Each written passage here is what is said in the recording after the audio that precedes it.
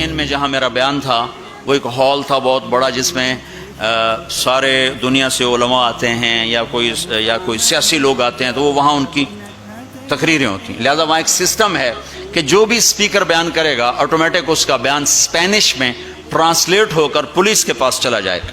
تو میں نے وہاں بیان کیا تو رات کو لیٹ نائٹ ایک ساتھی ہے کہ جو چیف پولیس ہے، یعنی ڈی آئی جی سمجھ لو، وہ کہتا ہے کہ میں نے آپ کے اس عالم سے ملنا ہے، میں ان سے ملنا چاہتا ہوں. تو میں نے کہا ٹھیک ہے مل لیتے ہیں. تو 2 دن کے بعد ہماری ملاقات ہوئی. وہ کہنے لگا کہ جو باتیں آپ نے کی ہیں ہم نے کبھی زندگی میں سنی نہیں، ہمارے پاس تو ہر چیز آتی ہے. آپ نے اسلام پیش کیا ہے، آپ نے انسانیت کو پیش کیا ہے. یہ ایک غیر مسلم کہہ رہا ہے، غیر مسلم، کہ اگر ہر آنے والا اسکالر ایسے ہی بولے جیسے آپ بولے ہیں تو ساری دنیا میں امن قائم ہو جائے گا. میں آپ سے درخواست کرتا ہوں آپ سال میں 2 دفعہ اسپین آیا کریں، 2 دفعہ. میں کہا بھائی ذمہ داراں دا بوجھ ویلا ہوندا ہے، ایڈے میرے کو ٹکٹ فالتو کوئی نہیں. یہ تو تمہیں سنا رہا ہوں.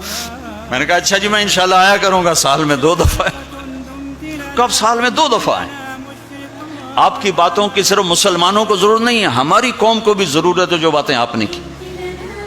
تو میں نے کیا بیان کیا؟ اخلاق. یہ جو آپ سے بیان کر رہا ہوں، عبادات تو وہ سمجھتے نہیں، میں نے نماز کی بات کیوں نہیں کیا خبر، لیکن جب میں اخلاق کو بولا، ماں کے ساتھ کیا کرنا ہے، بیوی کے ساتھ کیا کرنا ہے، باپ کے ساتھ، بہن کے ساتھ، بھائیوں کے ساتھ، بچوں کے ساتھ، پڑوسیوں کے ساتھ، تو وہ ہل کے رہ گئے.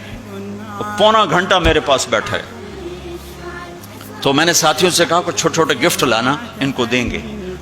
جب وہ مجلس ختم ہوئی تو میں نے وہ تھے یہ اپنا خوشبو تھی، تو میں نے کہا ہمارے نبی کی سنت تھی جب کوئی اہم لوگ آتے تھے تو آپ ان کو ہدیہ دیتے تھے، تو میں اپنے نبی کی سنت میں آپ کو یہ گفٹ کرتا ہوں. تو تینوں کھڑے ہو، انہوں نے کھڑے ہو کر وہ مجھ سے وصول کیے.